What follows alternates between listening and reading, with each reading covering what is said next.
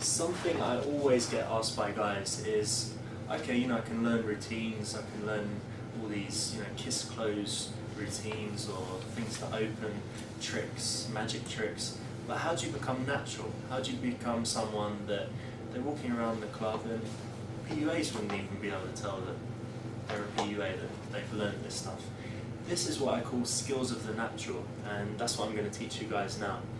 I want to ask you a question. Who knows someone that is very social, very good with people? You can put them in a cocktail party and they just go around the room, everyone's reacting well, laughing. Everyone normally knows someone like that. Who of you knows someone that is an Olympic gold medalist? Who knows a heavyweight boxing champion?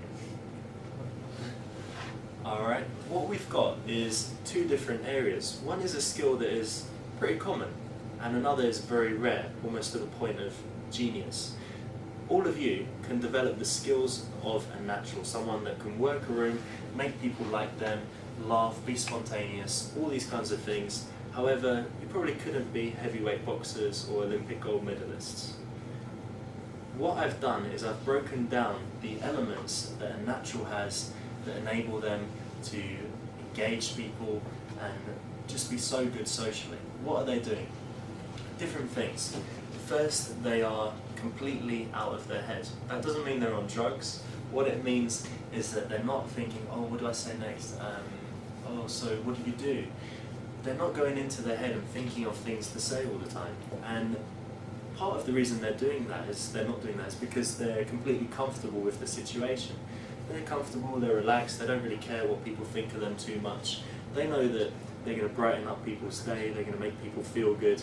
So they're happy getting into conversations, knowing that the result will usually be very good. Other elements, they're completely focused on the other person. So they're noticing all the little details. They're noticing if she stands like a ballerina. They're noticing her jewellery, her present from her grandmother that means a lot to her. They're noticing all these elements. They're also paying attention to her so much that they're able to give great answers, that they show that they're a very good listener, that they show that they can build a connection and that understanding with someone very quickly. These are the skills, if you think about it, you can probably imagine that this is what the person is doing. How do you learn them? How do you incorporate them into your own character? We've developed different exercises to do this. Some of them are established acting exercises, and some of them are things that we've developed specifically for this skill. So what we've done is we've actually broken down the elements of this person that is great socially. What do they have? That's what we've done. We've analysed this person, we've broken them down, now we can teach them. First thing we do is one-word improv. This is an acting exercise where what you do is you make a story one word at a time with your partner in pairs, and you make it a story that flows together. So it could be, tomorrow I will go to the shop, and it just flows like that. Anytime you reach a full stop, you say then, next, afterwards, and keep it going. The goal is that you say the first thing that comes into your head. This will train you to just flow, be spontaneous, roll with things, not think too much. You want to remove ers, ums and pauses and all these things, and you just want to flow with it. But there's something that if you practice them, if you work on them, if you identify how strong you are in that area already, you can have an idea of how good you will be socially, naturally in the future. So the first one is called one-word improv. This is an acting exercise, and I can call someone up to demonstrate. This will be more helpful. What we want to do is we want to make a story one word at a time. Us and our partner. So to demonstrate, I might say, I wanted to know whether I could fly, and I bought a pair of wings so that I could try to fly. I Put the wings on and went to a cliff.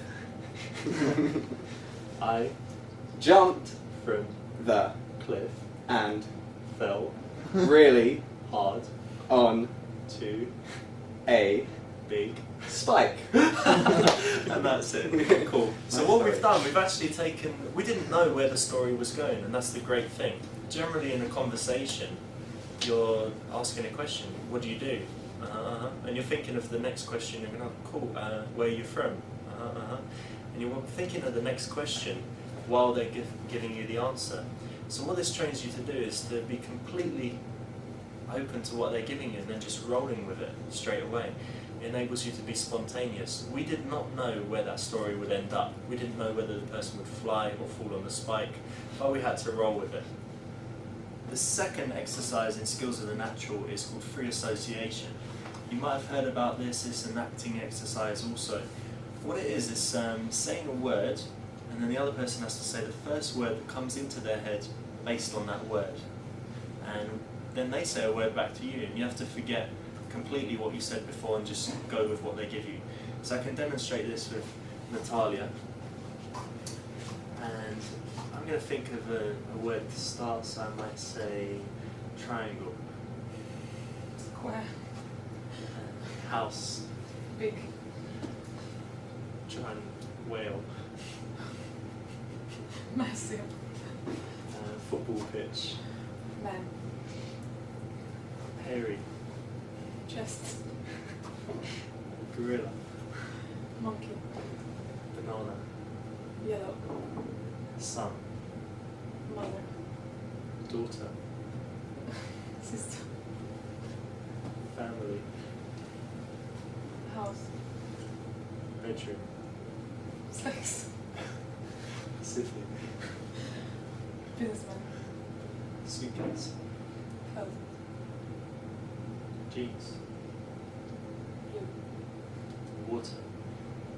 Sparkling. Cool. So that demonstrates that's what you do. We're saying the first word that comes into our head. We have no idea what the other person will say. And when they say something, the key is that we immediately go back. We say the first thing comes into our head based on the word they say. This trains you to be able to feed off the hooks. Anytime a woman says something, she's giving you a number of hooks.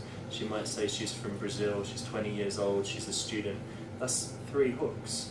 And you could use them, or you could just ask another question immediately. This trains you to be very focused on what they're giving you and to go with it. I'm going to demonstrate free association for you if I could have a volunteer. So if I say jungle, George. king, James. Bible, Passion. club, Bar. drinking, Eating. pasta, Italian. pizza, Basil. oregano, Herbs. garden, House. roof, Gardens. tree, House. children, Fun. water pistol,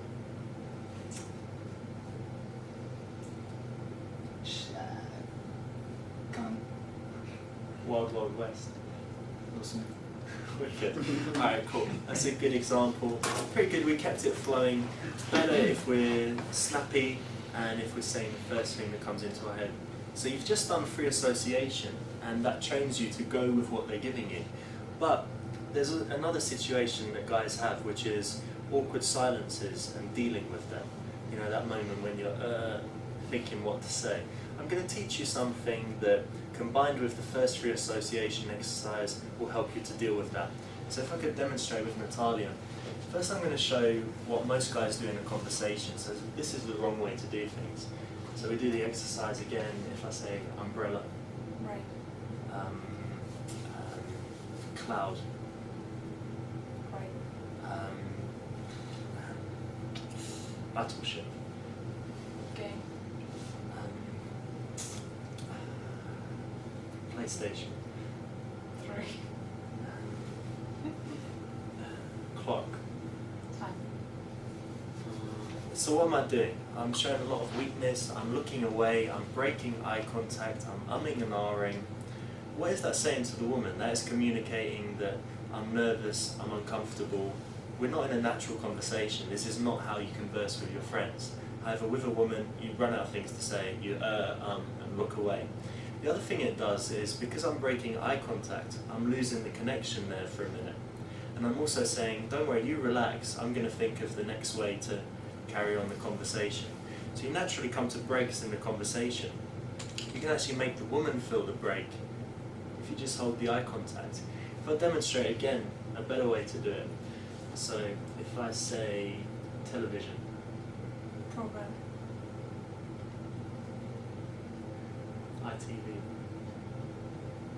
Coronation Street. Manchester,